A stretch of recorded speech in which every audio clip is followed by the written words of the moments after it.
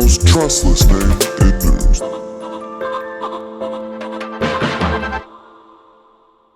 What about Ethereum? When is that old Ethereum going to pump, Tyler? You said after Bitcoin gets its ETF launched, it's Ether's turn. Well, my friends, that still is the case. Ethereum and Ethereum Layer 2s are my plays moving forward into early 2024. Why is this still the case? We'll find out in about 10 minutes, because it's time for Chico Crypto. When you look at the current stats, Ethereum, it looks like a freaking dud. Checking out CoinGecko, Ethereum has crashed more than Bitcoin over the past 24 hours, by 0.8% more. And over the past 7 days, has crashed more than BTC by 6.1%. Ethereum is even further down since the Bitcoin ETF hype faded, down from 2.7K January 12th to 2.2K as of yesterday, a crash of 18.5%, while Bitcoin has crashed from 48.5K down to yesterday's 39,800, an 18% crash. So you guys, number one, this was to be expected. When Bitcoin has severe crashes, it takes down a vast majority of the markets with it. And the altcoins, they crash even harder than Bitcoin. This is clearly seen from the top 100 coins on CoinGecko. Sats is down over 30% in the past week. Many are down over 20%. And many more are down more than Ethereum's 12%. Also, if you didn't know, just a couple days ago, Ethereum got some not so great news. The SEC announced they were delaying and postponing BlackRock's Ethereum ETF decision until March. And the article says, the SEC will now face a March 10th deadline to approve, disapprove, or institute additional proceedings on the proposed fund. Fidelity's application for the Fidelity Ethereum Fund was also delayed according to a filing posted last week. So after all this bad news for Ether, why am I still so bullish on it for the beginning of this year? Well, let's just go back to that article. The next decision deadline from the SEC is coming March 10th.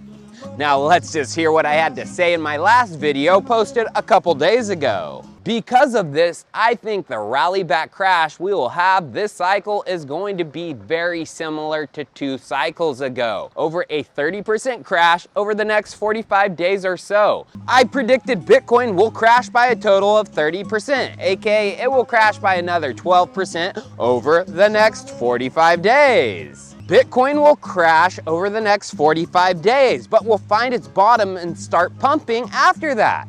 That video was posted January 23rd. Let's see what day is 45 days from January 23rd. Would you believe it? 45 days from that video is March 8th. So likely Ethereum will crash with Bitcoin early on throughout February, but come the first week of March and the anticipation of the Ethereum ETF could be getting passed, Ethereum's going to start to rip, especially as Bitcoin has bottomed out and starts pumping again in early March. Although anticipation of the Ethereum ETF isn't the only thing to be bullish about with ETH. If you didn't know, Ethereum is having a major upgrade getting ready to go live in the first quarter of 2024. So let me explain a little bit with some background. Ethereum Layer 1, the Ethereum main chain, has had a gas problem. High fees users are having to pay to use the chain. They got crazy but sustainable in 2017. Ridiculous and unsustainable throughout 2021. And as of today, if you're thinking about using the main chain, you're going to be paying some fees. Sending just ETH is alright. The average cost is $1.62. But when you get into the more complex transactions, things get stupid.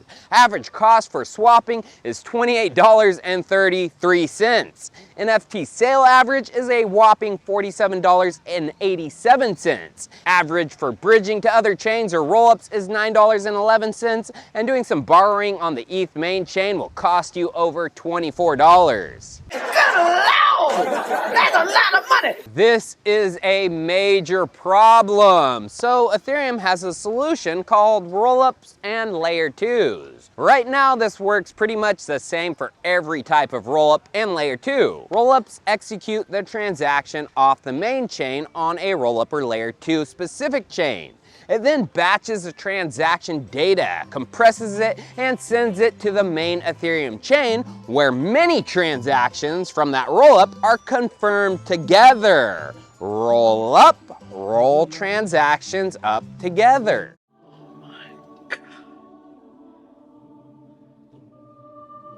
I get it.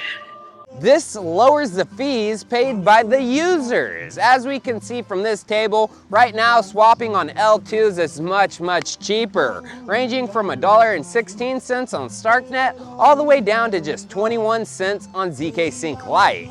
AKA swapping is 95 to over 99% cheaper than using the ETH main chain. Although the fees we just looked at are when the rollups and L2s are with limited market hype. When we have mass amounts of people pushing transactions onto the L2s, it's gonna be mania, and that mania will cause ETH transfers to go up significantly. We could see swaps on L2s being $10 to $20. Good Lord! Luckily, this likely won't be the case. We won't see these types of fees on L2s when swaths of new people come during the next bull run mania. Fees are likely going to stay low due to a much anticipated and awaited Ethereum upgrade, the Ethereum Dean Kuhn upgrade, which is upgrading both the consensus layer of ETH and the execution layer. If you didn't know, last week Dean Kuhn went live with one of Ethereum's testnets, Gorley, and after a short hiccup and fixing of a bug with the Prism client, it was a rounding success. Well, guess what? Dean Kuhn is getting ready to go live on the other two, the last two Ethereum testnets. Ethereum devs put out a blog post just yesterday, and this is what they said. Sepolia and Holsky will upgrade over the next 2 weeks. Dean Kuhn will activate on Sepolia January 30th and on Holsky February 7th. So what does this upgrade do? Well, in the blog, the devs of Ether say, this upgrade includes several changes, most notably the introduction of ephemeral data blobs with EIP 4844, also known as ProtoDankSharding, which will help reduce L2 transaction fees. ProtoDankSharding sounds pretty dank, dank enough to smoke that shit. But how is this going to help reduce L2 transaction fees? Well, currently with rollups, they all use the Ethereum main chain for settlement and data availability. The rollups transaction batches are posted as call data to this ETH main chain. Call data posting is expensive because it is processed by all of the Ethereum nodes and lives on the chain forever, even though rollups only need this data for a short amount of time. ProtoDankSharding dankly does away with this design. It implements a new transaction type that will hold an additional data field called a blob. Instead of submitting the transaction data to Ethereum as call data, rollups will now submit the data as blobs. And a blob is contained within the Ethereum beacon client, but not the execution environment itself. These are now separate. Data in these blobs are under 1 megabytes and are automatically deleted after a fixed period of 1 to 3 months. This creates much cheaper L2 transactions as the EVM won't need to access this data and the Ethereum main chain won't need to hold this data forever. Checking out how much this is projected to reduce fees by is astonishing. Reducing swaps on StarkNet from $1.16 down to just 12 cents, almost a 90% decrease from the current levels. Optimism will drop to just 4 cents, Arbitrum down to 3 cents for a swap, and then Polygon and ZK will drop down to just 2 cents. 90% down all around. Hoorah! So when is this going to go live? Well, in that Ethereum dev blog post, they said, assuming the Sapoli and Holsky upgrades go well, Dinkun will be scheduled on the Ethereum mainnet next. So what does this mean, next? Is there an estimation of when that could be? What if I told you this could be coming to the mainnet in early March?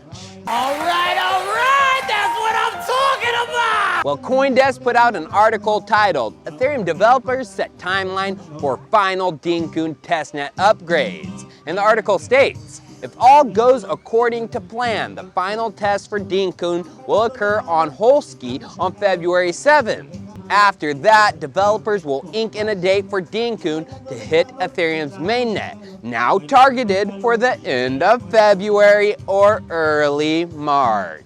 Early March for ETH. When Bitcoin falls like I expect it to this month, Ethereum will dip harder. But during this dip is the time to start stacking ETH, because in March, serious upgrades are coming. Plus, it has a chance to get an ETF passed and approved. What are the Chico Army's thoughts on this? Are you feeling Ether and ETH L2 bullishness like myself? Or are you more bullish on other L1s like Solana? I won't hate you if you're bullish on Solana, just lose a bit of respect. And of course, you guys, don't forget to subscribe, hit that like, and put on those notifications. Chico's content only gets better with time. So cheers, I'll see you that next time. The most trustless name in